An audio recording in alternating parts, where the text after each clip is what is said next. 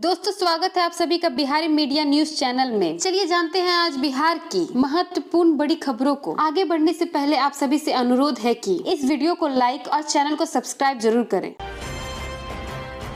बिहार में मानसून की कमजोर चाल के बावजूद मौसम विभाग ने कल यानी सोमवार को 17 जिलों में बारिश को लेकर येलो अलर्ट जारी किया है। इन जगहों पर हल्की से मध्यम बारिश होने की संभावना जताई गई है। मौसम विभाग के अनुसार अगले 3 दिनों के दौरान राज्य के अधिकतम तापमान में 2 से 3 डिग्री सेल्सियस की गिरावट दर्ज की जा सकती है। इससे दिन के समय लोगों को थोड़ी राहत मिलेगी। मौसम विभाग के मुताबिक 16 जुलाई से मानसून के फिर से सक्रिय होने की संभावना है। दरअसल बंगाल की खाड़ी में एक नया सिस्टम बनने वाला है, जिससे नमी भरी हवाएं बिहार, झारखंड, उड़ीसा और पश्चिम बंगाल की ओर बढ़ेगी। इसके चलते मानसून ट्रफ लाइन उत्तर की ओर शिफ्ट होगी और बिहार के कई जिलों में झमाझम बारिश का दौर शुरू हो सकता है। बिहार में ऐसे छात्रों के लिए बीपीएससी कोचिंग फ्री। बिहार सरकार के अल्पसंख्यक कल्याण विभाग ने 71वीं बिहार लोक सेवा आयोग संयुक्त प्रारंभिक प्रतियोगिता परीक्षा की तैयारी के लिए अल्पसंख्यक समुदाय जैसे मुस्लिम, सिख, बौद्ध, जैन, पारसी, ईसाई के छात्रों के लिए मुफ्त गैर आवासीय ऑनलाइन कोचिंग की व्यवस्था की है। यह कोचिंग मौलाना मजहरुल हक अरबी एवं फारसी विश्वविद्यालय पटना की देखरेख में हज भवन पटना और अररिया के 2 केंद्र +2 राजकीय उच्च विद्यालय अररिया और औद्योगिक परीक्षण संस्थान फारबिसगंज में संचालित होगी। आवेदन की अंतिम तिथि भी 12 जुलाई से बढ़कर 19 जुलाई तक कर दी गई है। हाईकोर्ट पहुंचा मुखिया सरपंचों को हथियार का लाइसेंस देने का मामला। पटना हाईकोर्ट में राजभवन के त्रिस्तरीय पंचायत संस्थानों के प्रतिनिधियों, विशेष तौर से मुखिया और सरपंचों को आर्म्स लाइसेंस जारी करने को लेकर राज्य सरकार द्वारा लिए गए निर्णय को एक याचिका दायर कर चुनौती दी गई है। इस याचिका में आगामी विधानसभा चुनाव के संपन्न होने तक इस निर्णय को रद्द करने के लिए एक जनहित याचिका दायर की है। ये याचिका राजीव रंजन सिंह द्वारा दायर की गई है। याचिकाकर्ता का कहना है कि राज्य सरकार के इस निर्णय अधिकारियों द्वारा निष्पक्ष चुनाव कराने में बाधा बन सकती है और विधि व्यवस्था की समस्या खड़ी हो सकती है।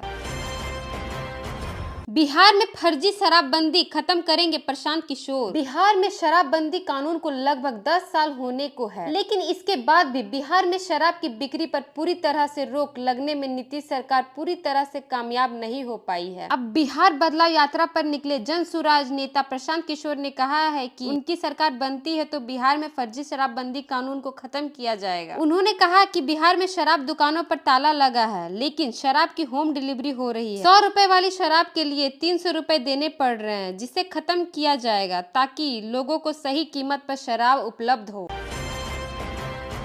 पीएम मोदी बिहार को देंगे बड़ी सौगात। प्रधानमंत्री नरेंद्र मोदी 18 जुलाई को अपने बिहार दौरे पर राज्य को ट्रेनों और रेल परियोजनाओं की सौगात देंगे, जिसमें 2 नई ट्रेनों का परिचालन आरंभ, दोहरीकरण परियोजना का शिलान्यास और इंफ्रास्ट्रक्चर के विकास से जुड़ी अन्य परियोजनाएं हैं। प्रधानमंत्री मोतिहारी से वर्चुअल माध्यम से पटना से नई दिल्ली और दरभंगा, लखनऊ, अमृत भारत को हरी झंडी दिखाएंगे। इन दोनों ट्रेनों का किराया और समय सारणी पर अंतिम निर्णय बाकी है। दोनों ट्रेनों वातानुकूलित नहीं होगी, लेकिन इन ट्रेनों में स्लीपर क्लास में आरक्षण होगा। इन ट्रेनों से गंतव्य तक पहुंचने में न्यूनतम 20% समय की बचत हो सकेगी। गौरतलब है कि आने वाले दिनों में बिहार को 3 पैसेंजर ट्रेनों के अलावा कुल 6 ट्रेनों का तोहफा मिलने वाला है।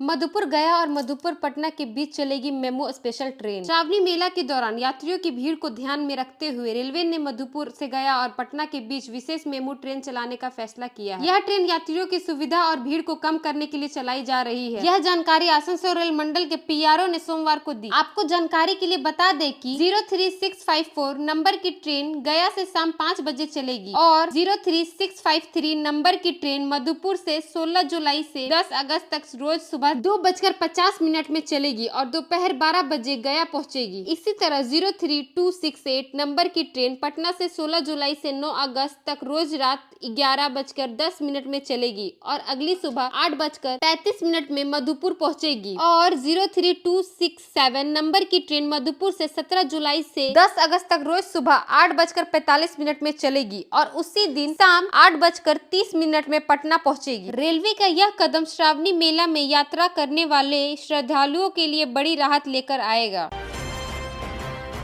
पिता की अनुमति मिलने पर मांझी की बेटी भी लड़ सकती है विधानसभा चुनाव। केंद्रीय मंत्री जीतन राम मांझी की सबसे छोटी बेटी पुष्पा मांझी भी अब राजनीति में कदम रखने के तैयार है। वे बिहार विधानसभा चुनाव लड़ना चाहती है, लेकिन इसके लिए उन्हें अपने पिता की अनुमति चाहिए। पुष्पा की पसंद है गया के जिले की बाराचिट्टी विधानसभा सीट। इस सीट से 2020 में हम हिंदुस्तानी आवाम मोर्चा की ज्योति देवी विधायक बनी थी। खास बात यह है कि ज्योति देवी जीतन राम मांझी की समधिन है। इससे पहले 2010 में भी ज्योति वहां की जेडीयू की टिकट पर जीत चुकी है। खुद जीतन राम मांझी भी इस सीट से 2 बार विधायक रह चुके हैं। अगर पुष्पा को बाराचिट्टी से टिकट मिलता है तो ज्योति देवी को शायद अपना क्षेत्र बदलना पड़े। पुष्पा मांझी ने दैनिक जागरण से बातचीत में कहा है कि वे पिछले 10 सालों से बाराचिट्टी इलाके में काम कर रही है, खास करके महिला सशक्ति के लिए। उन्होंने कहा, यहाँ के लोग मुझे पसंद करते हैं, अगर पार्टी ने मौका दिया तो मैं जरूर जीतूंगी।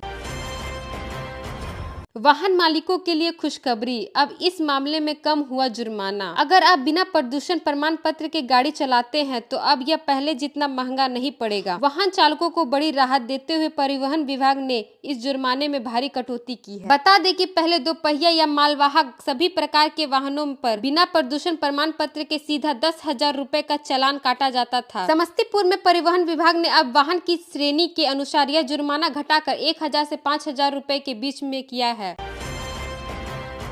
बिहार में पहली बार लगेगा रिलायंस का बायोगैस प्लांट। बिहार में हरित औद्योगिक विकास की और एक बड़ी पहल होने जा रही है। मधुबनी जिले के लोहट औद्योगिक फेज 1 में रिलायंस इंडस्ट्रीज लिमिटेड जल्द ही कंप्रेस्ड बायोगैस CBG प्लांट लगाएगी। इस प्लांट के लिए बियाडा ने 26 एकड़ जमीन आवंटित कर दी है। अब जल्द ही इसका निर्माण कार्य शुरू होने की उम्मीद है। इस परियोजना में करीब 125 करोड़ रुपए का निवेश होगा। इससे हर साल 7,875 मैट्रिक टन बायोगैस और 80,000 मैट्रिक टन जैविक खाद ऑर्गेनिक फर्टिलाइजर का उत्पाद होगा। खास बात यह है कि इस प्लांट में कृषि अपशिष्ट का इस्तेमाल किया जाएगा, जिससे किसानों की जैविक खाद तो मिलेगी ही, उनकी आमदनी भी बढ़ेगी। इसके अलावा इस परियोजना में 250 से ज्यादा युवाओं को रोजगार मिलने की संभावना है। अब म्यूटेशन में शामिल होगा जमीन का नक्शा। राजस्व एवं भूमि सुधार विभाग म्यूटेशन में जमीन के नक्शा शामिल करने की योजना को लागू करने जा रहा है। अभी म्यूटेशन में केवल भूधारी का नाम परिवर्तन होता है। इस योजना लागू होने के बाद रजिस्ट्री के समय ही खरीदी गई जमीन का नक्शा शामिल कर दिया जाएगा। वही दस्तावेज म्यूटेशन के लिए CO के पास चला जाएगा, उसी सुधार पर म्यूटेशन हो जाएगा। इसके लिए अलग से आवेदन देने की जरूरत नहीं पड़ेगी। यह सबसे पहले उन क्षेत्रों में लागू होगा जहां विशेष भूमि सर्वेक्षण पूरा हो चुका है। सर्वेक्षण में नया जमीन का अद्यतन नक्शा भी बन रहा है। जमीन से जुड़े सभी दस्तावेज कंप्यूटराइज हो रहा है।